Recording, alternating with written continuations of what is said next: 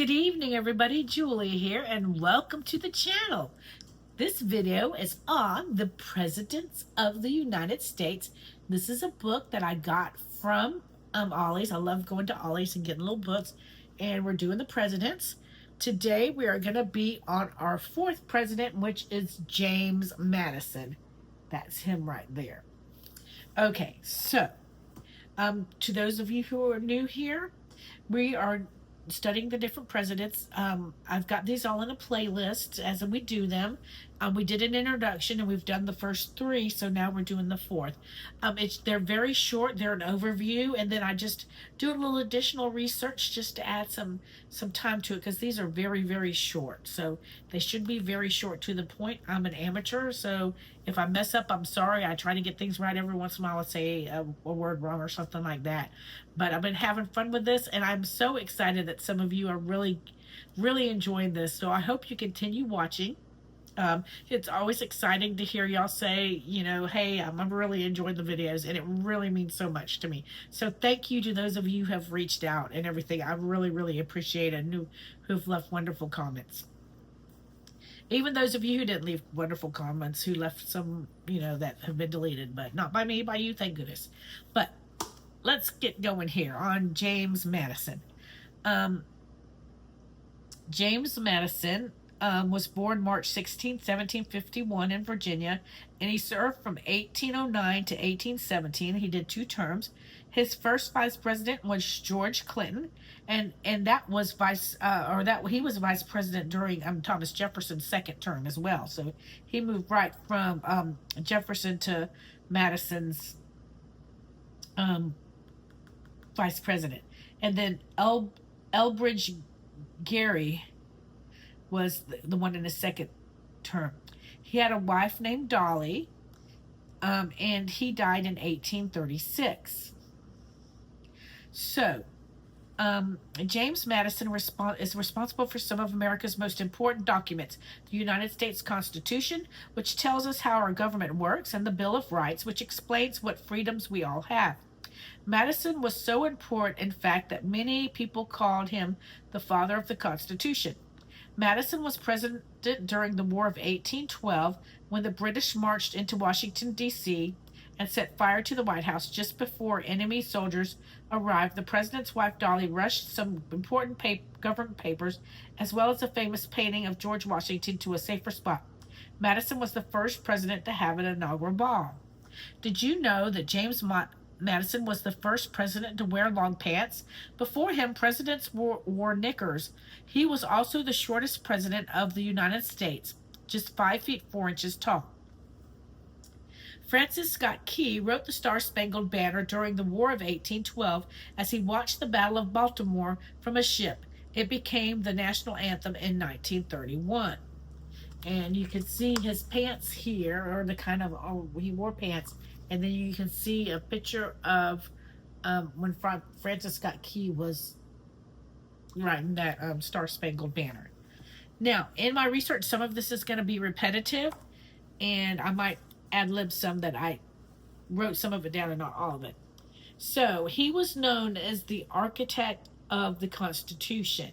He was also the oldest of 12 children. I'm almost positive it said 7 of them made it to adulthood, the rest of them didn't.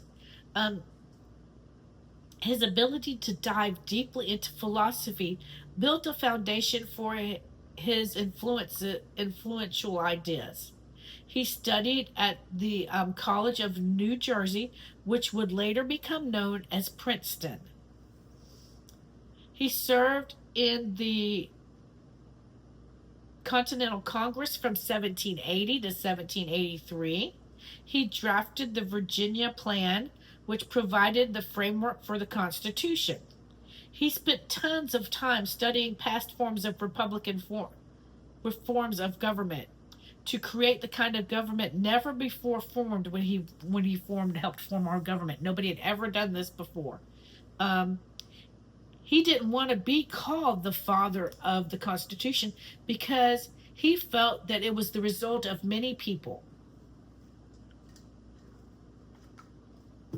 He inherited Montpelier, his father's plantation, since he was the oldest of the children, and that's where him and Dolly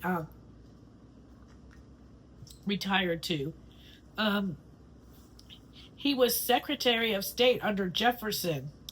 Um, and then as we read the book in the war of 1812 was actually nicknamed as the Second War of Independence. And um, it's very important to know that the British troops invaded Washington and D.C. and burned the White House, and how instrumental Dolly Madison was in his presidency, because she had the fortitude to just go and get government papers, important papers, and that picture of George Washington when they fled the White House.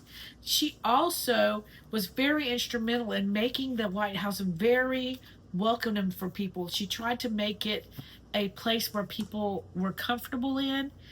She just really was instrumental in helping him um, be somebody who's trying to bring things together, because him and Jefferson were both in what was called the Democratic slash Republican Party.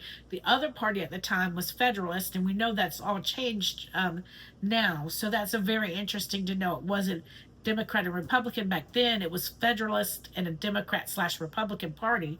And there were many different things back there. So maybe if you're interested in me doing a study on the wives of the presidents after at some point, y'all let me know, because I'm kind of finding it interesting the input that many of the wives have had and what these presidents have done.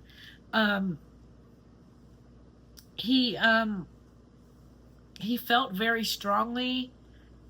He had slaves, but he felt in his own way that maybe it wasn't so right. I think a lot of the founding fathers were very unsure about that. So, I know Thomas Jefferson and felt very strongly about it too. They did nothing about it. I guess maybe because that was the way things were at that time. But I thought that was something very, very interesting to know, that they did have thoughts on their mind how it wasn't right. So, and that eventually things would change, and everything. So, do you guys find it interesting how I love them talking about how Dolly Madison, really stepped up.